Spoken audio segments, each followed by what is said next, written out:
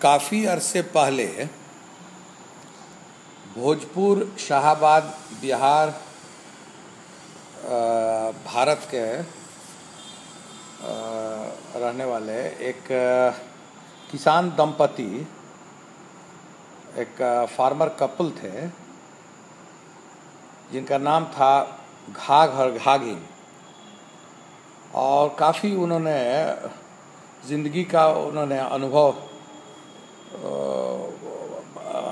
रखा था और कई ऑब्जर्वेशंस अपना उन लोगों की कहावतें और चीज़ वहाँ भोजपुर में प्रचलित हैं।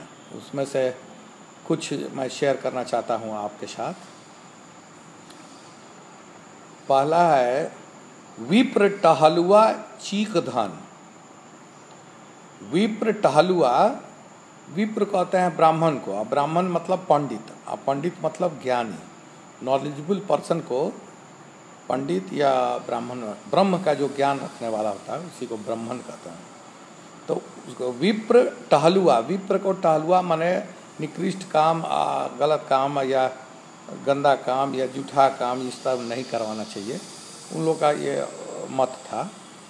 विप्र टहलुआ चीक धन और बेटी के बाढ़। विप्र टहलुआ चीक धन और बेटी के बाढ़, एहू से धन ना घटे तो करो बड़न से राढ़। कहने के ये तात्पर्य था कि विप्र को निकृष्ट काम नहीं कराना है। और चीक धन बोला जाता है बूचर का लाइफ, जो कसाई जो होता है काटता है उसको अच्छा नहीं माना गया है और वो कमाई बरकत नहीं देती है। तो विप्र टहलुआ चीक धन और बेटी के बाढ़। उस जमाने में बेटियां जो थी काफ़ी बड़ी लायबिलिटी मानी जाती थी। अब कहानी बदल चुकी है। अब हमारा संविधान भी कहता है कि लड़का लड़की में फ़र्क कुछ नहीं है, कानूनी तौर से और संबल होना भी चाहिए। लेकिन उस वक़्त क्या यही सोच थी कि अगर बेटी का बाढ़ हो, कोई बहुत सारे कई मैंने बेटा पैदा करने के चक्कर में अब 5, 7, 10, 11 लड़कियां पैदा कर ले और बेटी की बाढ़ हो तो।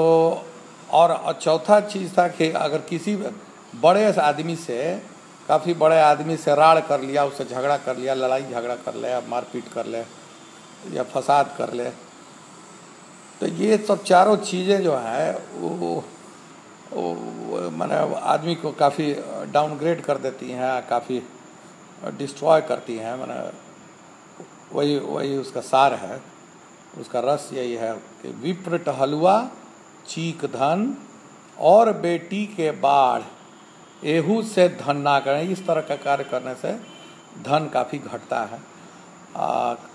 एहू से धन ना करें, इससे भी अगर धन नहीं घटा अगर आपका, तो करो बड़न से रार। किसी बड़ा आदमी से लड़ जाइए, वो अपने आप आपको आपका कद छोटा कर देगा हर तरह से। तो एक तो ये हुआ। और दूसरा है कि भूइहों गढ़हर हरवें चार, इसी घाघिन का है। भूइहों गढ़हर हरवें चार, घरहों गिरथिन गहू दुधार।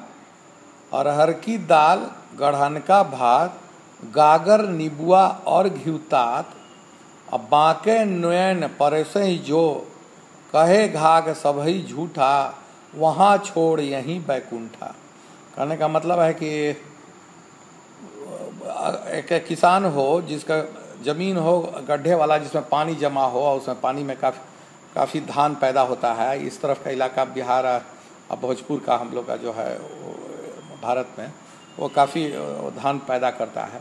तो इस तरह भूइहों गढ़हर माने किसान हो, उसका खेत हो जो गड्ढा ऐसा हो और पानी उसमें जमा हो, जिसमें पैडी बहुत अच्छा होता है फसल। हरवें चार जोड़ा हर माने एक हर में 2 बैल लगते हैं, तो 4 जोड़ा का मतलब कि काफ़ी माने संपन्न किसान हो। और एक जोड़ा माने एक हर से करीब 25 बीघा तक का खेत जोता जाता है। तो 100 बीघा का अगर जिसको खेत होगा वो संपन्न ब्राह्मण हुआ, माने किसान या जो भी हो। और गढ़ा वाला हाइया है तो पैदावार भी अच्छा है और और ग्रेड 1 माने वो लैंड है।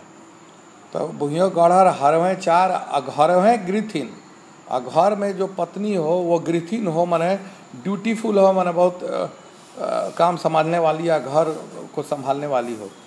घर में गृथिन उसको बोलाता है, गृहस्थ का कि पत्नी गृहथिन कहलाती है गारहस्थ जीवन में जो हो। तो गृथिन गौ दूधार, गाय दूध देने वाली हो। तो अब पूछना ही नहीं है, माने 5 अमृत है, 5 अमृत में 3 गाय से ही हम लोग मिल जाता है, इसलिए गौ को हम लोग माता कहते हैं, जिसमें कि दूध, दही और देसी घी और शक्कर और मधु जो है, शहद जो है वो अलग से 2 हैं। तो ये 3 उससे मिल गया। और अरहर की दाल, अरहर की दाल हो खूब बढ़िया तड़का मार के, अरहर की दाल और गढ़न का भात। गढ़न माने पुराना चावल बासमती का खूब बढ़िया long grain non sticky rice हो। वो बहुत पचने में आसान होता है, अच्छा होता है, हल्का होता है, अच्छा। तो अरहर की दाल गढ़न का भात। अब गागर नीबुआ और घिउता, उसमें गागर भर नींबू खूब, कागजी नींबू खूब फर्स्ट क्लास, उसमें नींबू जो उसमें विटामिन सी भी बहुत अच्छा रहेगा, मिनरल्स भी है, कैल्शियम है और ट्रेस एलिमेंट्स भी काफ़ी है। तो गागर नीबुआ और घिउता आता, उसमें तातल घी मैंने खूब गर्मा गर्म कड़कड़ाता हुआ जो शुद्ध घी का जो गाय से प्राप्त होता है, दूध दही से निकाला जाता है। तो वो गागर नीबुआ और घटा और बांके नैन परोसें जो है, माने जो परोसने वाली जो हो, जो पत्नी हो वो बांके नैन वाली हो, माने बहुत ही सुंदर हो, माने ब्यूटीफुल भी हो, और गृथिन भी हो, माने ड्यूटीफुल भी हो। ब्यूटीफुल देखने में ही खाली नहीं, हृदय से और सब तरह से। तो बांके नैन परोसें ही जोर, वो परोसें ही कहे घा घा कहता है कि सब ही झूठा, वहाँ छोड़ यहीं, वहाँ छोड़ के सब यहीं पर बैकुंठ है। तो एक तीसरा सुन लीजिए कि बनियक सखरज ठाकुरक हीन, वैद्य के पूत व्याध नहीं चीन, पंडित चुप चुप वैश्या मैल, कहे घाग 5 घर गए। कहने का ये तात्पर्य है कि बनिया का सखरज माने बनिया का लड़का जो है साखर्च हो जाए। बनिया का मतलब हुआ कि उसको बिजनेस करना है और व्यापार बढ़ाना है, और उसके लिए उसको कैपिटल चाहिए।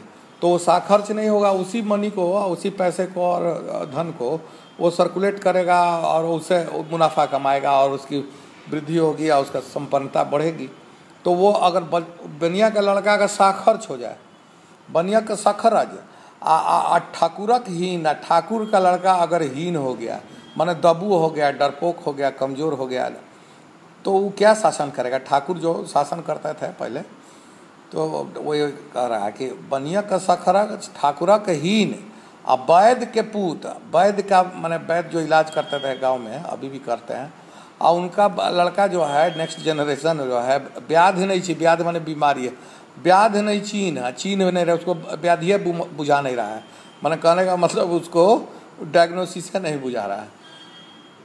समझ रहे हैं कि नहीं? और उसके बाद कहता है कि पंडित चुप चुप, पंडित या मतलब ज्ञानी जो हुआ या ब्राह्मण है, जो ब्रह्म का ज्ञान रखने वाला या नॉलेजेबल पर्सन है, उसको चुप नहीं रहना है। जो चुप रहा है उसको नॉलेज को डिसेमिनेट करना है और स्प्रेड करना है आज, और सबका प्रकाशित करना है और उसको ज्ञानवर्धन सबका करना है। और पंडित अगर चुप हो जाए, और वैश्या मैल, वैश्या मतलब तवाइफ जो है कोठे वाली, वो अगर मैल रहे माने गंदा रहे, नाक से नेटा और पोटा गिरते रहे, और अब आँख में मैल रहे और गंदा रहे, नहाए धोए नहीं या श्रृंगार नहीं करे, तो उसके यहाँ कौन जाएगा वो? तो वही कहता है कि बनिया का सखरज ठाकुरक हीन, वैद्य के पूत व्याध नहीं चीन, पंडित चुप चुप वैश्या मैल, कहे घाग 5 घर गई। ये 5 घर जो है गई है, माने उसका माने डाउनफॉल है और उसका माने पतन निश्चित है। ये उन लोग का ऑब्जर्वेशन था। बहुत बहुत धन्यवाद।